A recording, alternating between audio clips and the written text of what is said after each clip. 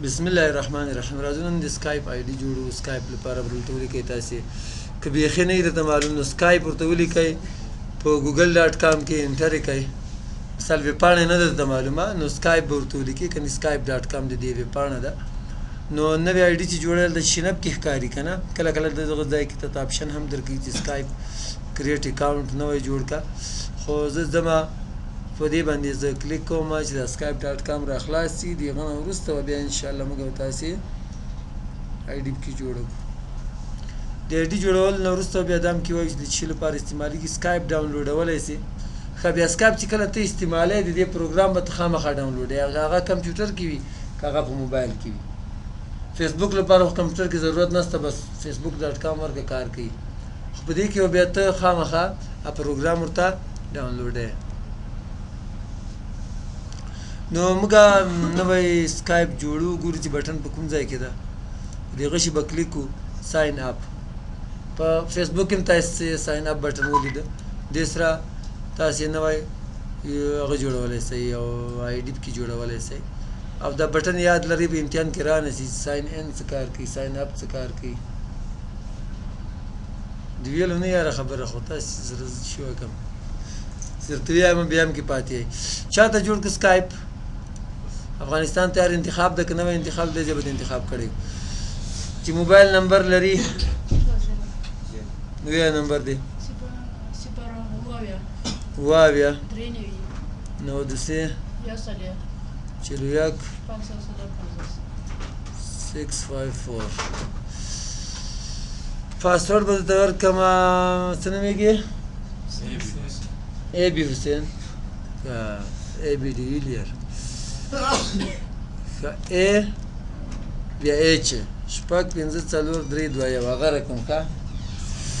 او ایمیل ادرس که په ایمیل ادرس یې جوړه هم جوړولی شي. یوز یور ایمیل اډرس انسټیډ. زه ته چې ایمیل ادرس بس پرېږده یوه خبره ده. نیکسټ باندې پسې کلیک کړه.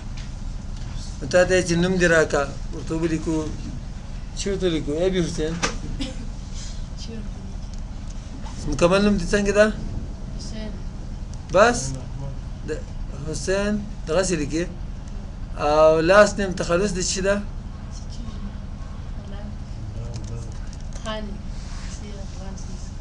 نیکسټ. افغانان خو ټول یو نو تاسې هم کوډ راولېږه هلکه.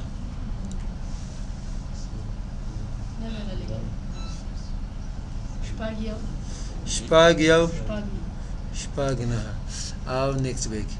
هر هغه څوک چې په افغانستان کې اوسي هغه افغان ده.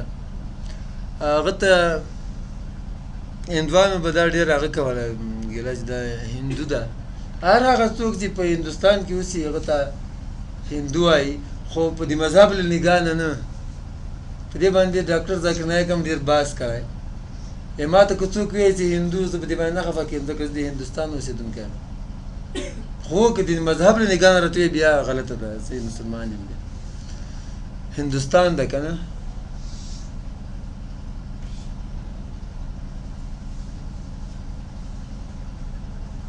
ښه دې سره موږ څه کولی شو دغه د جوړ څه سینډ انسټنټ میسیجز میسیجونه لیږلی شي. ښه دې کې د میسنجر نه نوښت شي ده پکې ټول زه تاسو ته وایم. دې باندې تاسې میسیج لیږلی شئ سکایپ ټو سکایپ. کال په کولی شئ سکایپ ټو سکایپ.